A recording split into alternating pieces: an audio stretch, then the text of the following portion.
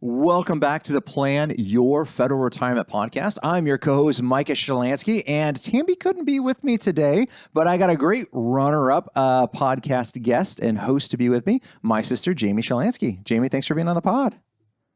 If you have to come in second place, let it be to Tammy Flanagan. I'm just saying. Amen to that one. You know, Tammy and I do a great job kind of going through a little bit of kind of the differences of here's one side of financial planning, here's another side of federal benefits. How do these two kind of marry together? And if you haven't listened to our previous podcast with Jamie, you are a great financial planner in your own right. You've been working with federal employees, helping them retire for a very long time as well. And as we go through this process, sometimes we get batches of like the same type of questions coming in from different agencies, coming in from different clients, coming from different people. So Jamie, I'd love to run through one of the stories that I ran into that I know you had a couple as well and kind of talk about those. Does that sound good? Yeah, absolutely. What I love about this and, Plan Your Federal Retirement is that we all get to collaborate. And so it's interesting when you're like, hey, I've got a question. Wait a minute, my client asked this question.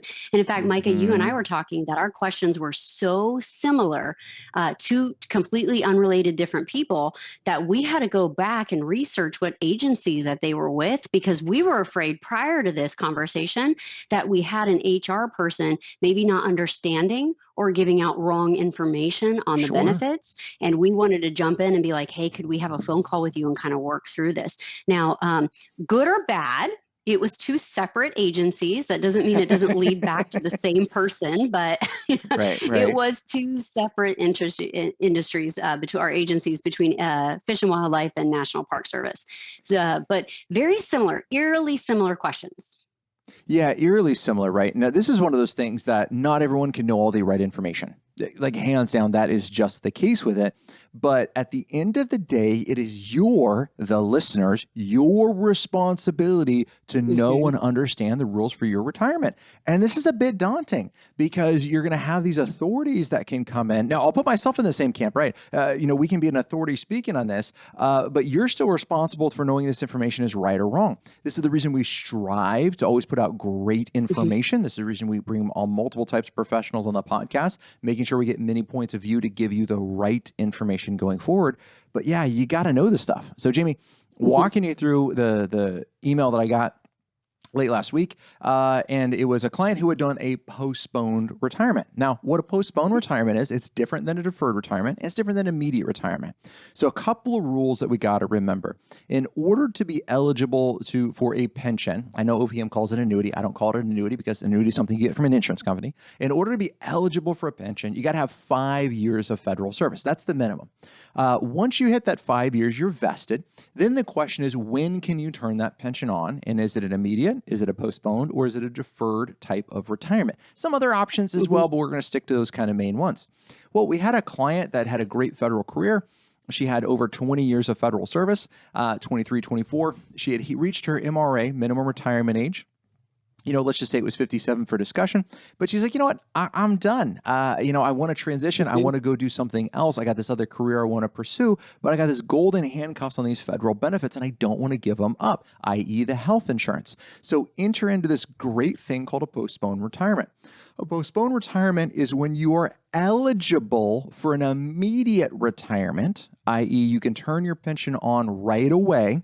And if you're eligible for an immediate retirement, and you've been in FEHB for 5 of the previous years, if you meet those 2 requirements, then you're eligible to maintain your health insurance into retirement. So she could have retired for an immediate retirement, but it would have been a reduced immediate pension because she didn't have enough years of service, Jamie. She only had 20 plus years of federal service, not 30. And if you're going to retire at your minimum retirement age or before 60, you got to have 30 years of service. So she was in this weird spot. She's like, all right, I don't want to stay, but I want this health insurance, et cetera, into retirement. What do I do? This is when we talked about a postponed retirement. You could separate from service. That's all you're doing. And then once you reach age 60, because she had more than 20 years of service, we could then go to OPM, say, hey, happy birthday to myself. I'm over 60. I'd like to turn my benefits on. And she gets to turn on all of her benefits without a penalty in this case. That means she gets her health insurance. That means she gets her pension. That means these things come back, which is fantastic. Now, there was a gap. There was a time when she separated till we turned this back on. She didn't have those benefits. So that's what we planned for. Jamie, is that passing your straight face test so far? Yeah, 100%. I would say making sure you understand the difference between a deferred and a postponed retirement is critical, because when you and I talk about the client I was just discussing, that was one of the things they were hearing from their coworkers, from their Yes. agency, from their HR, was you need to do a deferred retirement because you're not eligible for a postponed retirement. So there is some information online out there circulating that says in order for you to have a postponed retirement, you have to be age 60. Yeah, yeah, yeah. So there's a boy, and this is the devil is in the details, folks, on this. You Yes. really got to be careful because I'm going to tell you, and I actually got to pull up the email if you want and read what OPM had sent our client. And what they said is true. It is Mhm. 100% accurate. It's just missing key information, which gives us a different answer. So they sent, so my client, they separated from federal service. She was 3 months before she was 60 years young. We decided to file that postponed retirement application. I don't have that number off the top of my head, but we filed the postponed retirement application, sent it to OPM 3 months in advance, just like we're supposed to. We re-elected to bring health insurance on. OPM sent her an email, says, hey, great news. We got this information, et cetera. We're working on it. And then a few weeks later passed by. I was like, hey, sorry, I had to talk to a supervisor. And as we were reviewing your file, we found out you were eligible for an immediate retirement. So we need you to fill out an immediate retirement application, and we're going to cancel this postponed one. And here's your health insurance selections, yada, yada, yada. So the client was great. She forwarded it right to me, and she says, does this sound correct to you? And I'm reading it. And Jamie, the first thing is like, oh, crap, did we make a mistake? Did she had over 30 years of service and I missed it? So I went back and I looked and I pulled her certified summary of federal service. I pulled her SF50s. I pulled up all of our notes. It's like, no, she's like 24 and change, 25 years of federal service, not close to 30. And then I got reading. I said, oh, wait. The devil's in the details. What OPM says is you're eligible for an immediate retirement. And that is a true statement, because what is Truthful. eligibility for an immediate retirement is MRA and 10 years of federal service. But whoa, hold on a second, Micah. You just said I had to have 30 years of service a second ago. Yes, that's for an immediate unreduced pension, is to have your minimum retirement age in 30 Mhm. years of service, but you're eligible for an immediate reduced pension at MRA and 10. So she wasn't 30, so this was an MRA and 10. They wanted her to fill out her immediate retirement application. That would have resulted in a 5% per year penalty every year she's under the age of 62 if she would have filled that out. Mhm. Now, would they have gone back and implemented it to 57? Would they have started it at 60? I don't know. But you're looking anywhere between a 10% and 15% permanent penalty because OPM says this is the form you need to fill out. I was like, hey, great, hard stop on this. This is not the form. Here's why. What OPM said is correct. However, they're missing this other piece. And that's the reason we're Mhm. not filling out this form. And it's really challenging because you have this authority coming in, Jamie, OPM, and saying, fill this out to get your retirement. And so what do most people think? Oh, I'll fill it out and I get Okay, my this is what retirement. I fill out for my retirement. Yeah, right. And it just as Tammy as I have talked on previous podcasts, OPM has even come out and said OPM is not responsible for OPM making mistakes. So if OPM makes a mistake, you, the listener, you, the retiree, are still responsible for what takes Mhm. place. So this was a case of a near miss. We had a great client. She brought us in the loop right away and was like, whoop, does this sound right to you? We were able to course correct and go the right path. Mhm. There, you drop so many profound pieces of information that if you are not savvy in the benefits and how they work, you're gonna miss it, right? Yes. So, one, do you have to be 60 for a postponed retirement? No. All right. And then once I even heard from another financial professional, they said, "Hey, listen, we're going to do a separation of service. My client's going to do a deferred or postponed retirement. We haven't decided yet which one is appropriate, but we're just going to It's like it's a separate." And choice, they by the don't. way. Which box do I check? There's no choice. It's all There's no based on choice. age and Yes. years of service. That's it. There's no Which one are choice. you qualified for, right? Correct. Yeah. And then also the consequences of those choices. One of the things that we say over and over again is that your federal employee health benefits are your greatest benefit. Oh my They're your gosh. greatest benefit. But one of those, you're going to jeopardize being able to carry it into retirement. And the other one, you're not. So, really understanding how those benefits and what the ramifications are, because it's you that this impacts, you and your family. And then whether or not, and so when I was talking to this financial professional, they said, okay, my client's going to go to work. They're going to tell them that they're quitting, and then we're done. And then, when they come back at age 60, then they'll fill out an application for postponed or deferred retirement. And, knowing what those applications are, knowing that ahead of time, you should have a copy of your complete official personnel file. One of the things you often joke is say, when you're in guest, when you're out, you're a pest. That's right. Right. So do you have that before you go and retire?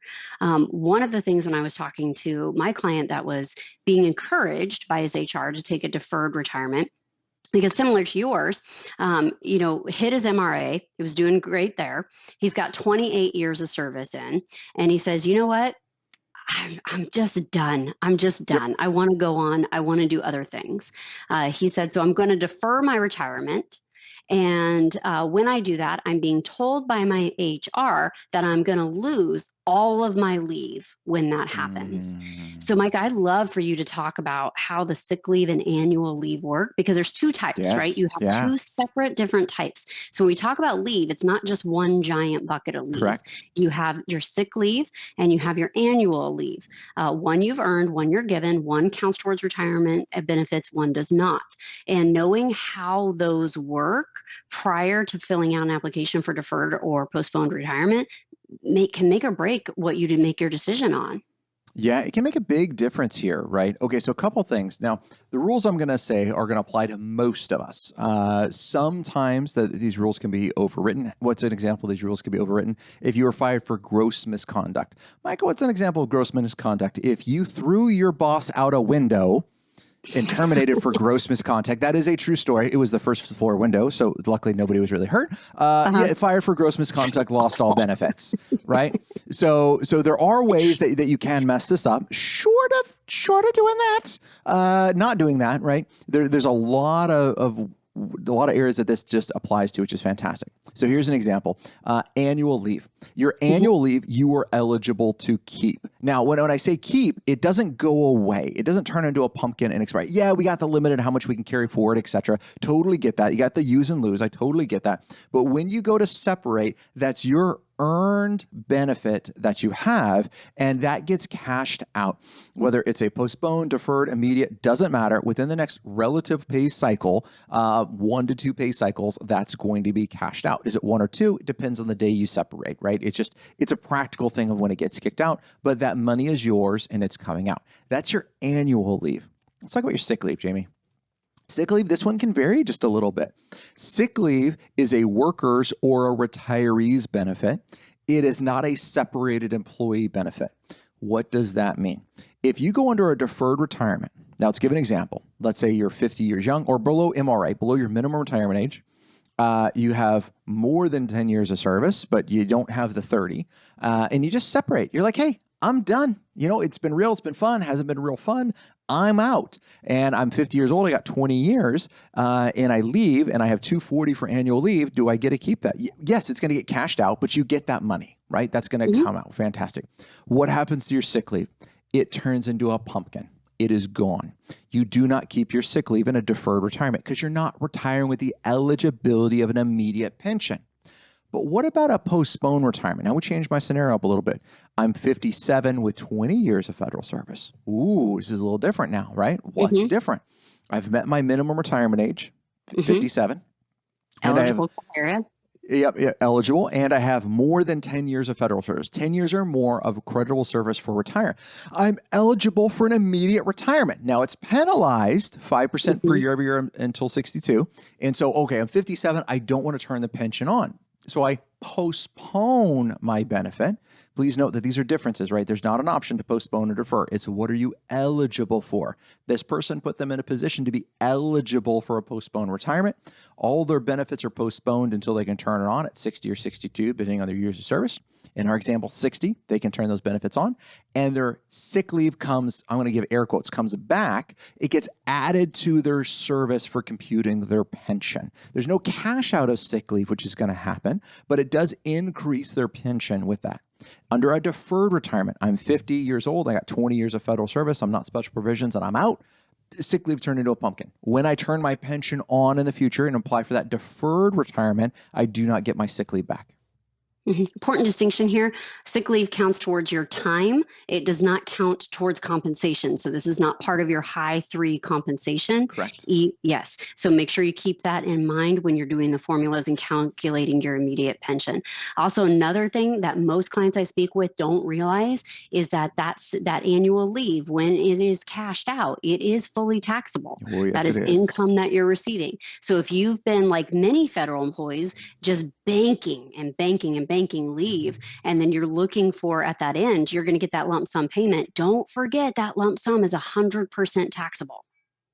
Yeah, it's taxable. Now, a couple of questions come up with that lump sum, Jamie. One is, hey, can I put that lump sum annual leave into my TSP? No. While it Mhm. is earned income that you have, you're no longer an employee.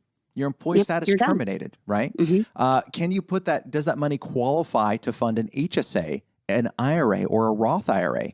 Yes, it does, because it's earned income, right? Hmm. And so even though you're separated, you are paid earned income. So this happens to a lot of our retirees is they separate on 1231. They get that nice lump sum annual leave and they're like, hey, I'd still like to fund my Roth IRA for this year. Great news. You have earned income. You absolutely can. But Yeah, Mike, I'm not go dive working. it in there. Aha. But when was your check paid out? If your check was paid out for that earned income, that still counts as this year's income. Great news. We can still fund Roth IRA accounts with earned income for you and your spouse potentially. So yeah, there is that little bit of the differences there. Jamie had some other questions that came up around this too, right? Yeah, it was such a good case because of the amount of information they were researching online, the answers they were getting from their HR, which were not false, but just a little bit misleading. Okay, and so Micah, you touched on they've hit their MRA, they got 28 years of service. What Mm, rules do I retire under? Right, right. so that's your MRA in 20, right? Or we could look at postponing that retirement until age 60. Yeah, MRA Um, and 30, right, is the MR rule, or Yep, 60 and 20. Yep. 60 and 20, yep. And they said, all right, if I've got 28 years of service, do I just suck it up and do my next 2 years? Yeah. And that became, from my perspective, there's two sides of that coin. There's emotional and there's financial. So emotionally, he's done, right? Like time served, I'm out. 28 years. It's been real. It's been fun. It's not always been real fun, but I'm ready to tap out, Right, right. but you look at that and you say, gosh, if I just waited 2 more years, then I would be MRA. I'd have my 30 years. Is it financially worth it? So we look at Yeah. that emotional coin and then we look at the other side and we look at that financial coin to say, is it worth it to maximize my retirement? Because what else is going to happen during that 2 years? He's also hopefully going to get a step increase, right? Could be eligible for different Maybe. promotions, perhaps, Maybe. right? Yeah. But if so, maybe these things start happening as well. And we can't make retirement decisions based on, will I get a step increase? Will I get a cost of living adjustment? Mm, Will I get a promotion? Because that's a never ending game, right? That's yes. chasing the horizon. That is, I'm always waiting for that next big win before I make a financial decision.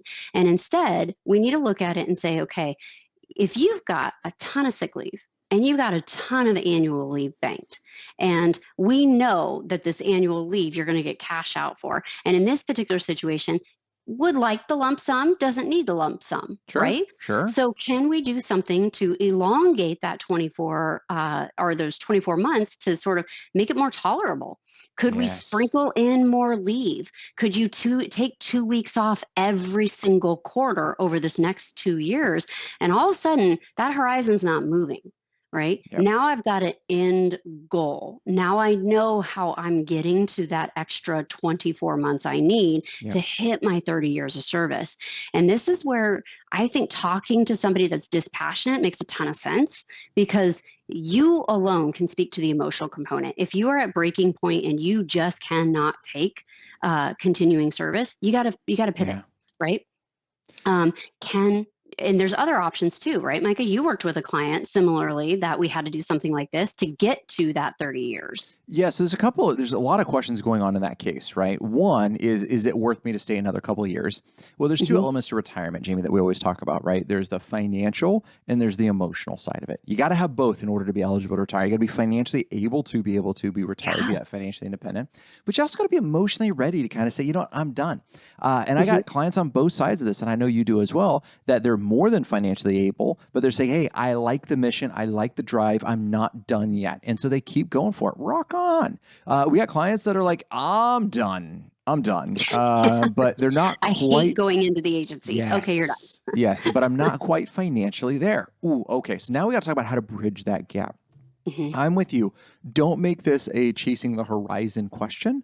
Right. This needs to be a what am I solving for question. And if you're solving for the most retirement, then never retire because your retirement will always be more, but then you're never going to get retirement. Yeah, that's the problem with that one. And so, okay, are we solving for financial or are we solving for emotional? What is that? Let's take in this case that they're not quite ready to be financially retired in this scenario, right? Just making it up. That they're close, but they really need that 30 years. They need that immediate pension. They need that health insurance, et cetera. Well, we got some options. One, you could burn annual leave. Yeah, that's absolutely an option. And I know we're resistant to that on the federal employee side. We like to hold on to that annual leave as like a savings account, as that bank account. It's a scorecard. It is, but How much I banked. sometimes it's a mental health day, right? About saying you got to take these things. Another thing we've used a lot with clients is leave without pay. You are eligible, as you know, you can take up to 6 months leave without pay within a calendar year, and it has zero effect on your retirement. It's fantastic. Yeah. Now, what's the problem with it? Everyone's saying in their mind, I can't get 6 months without leave without pay. Okay, that could very well be the case. There's two problems with leave without pay. Number one, it's leave without pay. You're not getting a paycheck in this time. There's no money. There's no money. So what are you going to do in the meantime? That's one problem with it. The second one is your supervisor has to approve it. And I've been in the case multiple times where a supervisor won't approve an extended period. But Jamie, we've been able to work with clients and getting it in a different angle. And a lot of times this is saying, hey, is having a good relationship with the supervisor and coming in and saying, look, I am burnt out.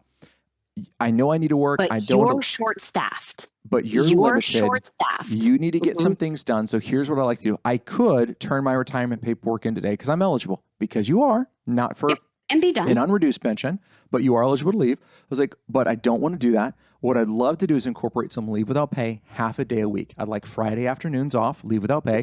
Let's try it for 3 months. If it doesn't work, I'll come back. But let's give it a shot.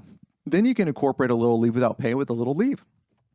Now, all of a sudden, you're only burning half your leave without your leave, and you're getting a full day off. Then we expand that to Friday afternoons to Friday mornings. Then it goes from Friday mornings to Mondays as well, right? Now you got 4-day weekends. Now it says, all right, I can last a pretty long time doing 3 days versus 5 in the office. So it affects your paycheck, does not affect your high three for retirement purposes, will affect your paycheck on a monthly basis. So there's ways that you can kind of push this together to make sure. But again, this is you understanding how the rules work, which makes this work. I love that. And just knowing where that mile marker is, knowing, so oftentimes when I talk to pre-retirees, it's, I never get to retire. And then all of a sudden it's, I need to retire right now. And if we could just blend those two, if we can create a strategy that just says, hey, I'm going to start dialing this down and almost pre-practicing retirement, right? And just start burning my leave and then taking leave without pay and segue into retirement, you're getting ready, your spouse is getting ready, your agency is getting ready, and you just start segueing into this next chapter of your life, which I like a lot. I love it. Well, Jamie, as you know, this podcast is all about action items. It's not just about listening to this and having a great time. Of course, we enjoy that. It's about taking this to the next step and really improving your life. So, Jamie, what's the first action item our listeners should be doing this week? This first action item, this can be a great question for you, Micah, is there's a ton of online information out there, but if you're a federal employee and you want to know what is accurate about your benefits without learning the hard way, who do you listen to? Where do you go to check those? Oh, that's such a great one. Well, slightly biased, planyourfederalretirement.com. That is our website. We do fill it with great information for you, the federal employee audience, so to make sure you understand it. But you back that up with the OPM handbook. Right? Yes. Now, where people get in trouble, Jamie, with the OPM handbook, and that's where this particular OPM person is getting into issues with, is he read that one page of the OPM handbook. He's like, oh, look, it means all those check, and we're done. There's more pages. But there's more pages. So it's not just the one page that reads to the answer you want. You have to see if there's anything else which contradicts that. So know what the OPM manual says, know what the OPM handbook says, and be able to reference that. Also, I'm going to say action item number 2, have someone in your corner that has a ton of experience with this, and it's not the water cooler corner. I want Mm-hmm. someone in your corner. It doesn't mean you got to go hire us or a financial planner or something like that. But if something goes out of whack, who do you turn to that has your best interest there, that understands these rules? And I want you to have that person lined up before you need them. I love that. Great Perfect. questions today, Micah. And I mean, just real life cases from real federal employees at different agencies and how similar their cases were. And they were both getting just slightly incorrect information, right? They weren't Yeah. getting the whole picture. And that would have Right. deep ramifications on the way that they retired. And Jimmy wouldn't even talk about the third one, but it was very similar to the first two. That I got another one that was kind of the same thing with a postponed retirement, Yeah. because people didn't know about the application, right? And they wanted him to fill out the application when he was separating. I was like, nope, that's not what the rules say. We don't fill this out when we're separating. So again, knowing and understanding these So, rules Micah, when really, do really you fill important. out the retirement for the application for the Three retirement? three months before you're supposed to turn it on. Three That's what months before you're supposed to turn it on. Correct. That's what OPM is requesting. That's what they have it down in writing. Hopefully that will move to 6 months, so they can be a little bit ahead on the process. But you're supposed to submit it 3 months in advance of turning that on. Why do I say turning it on? Because there are some different rules on when you may want to do that and what you're eligible for, but that's what you're going for. All right, Yep. Jamie, this And podcast so, has been a blast kind of going through, and really appreciate it. Again, it's all about the action items, and it's about our listeners taking action with these things, which is super, super important. But until next time, happy planning. happy planning.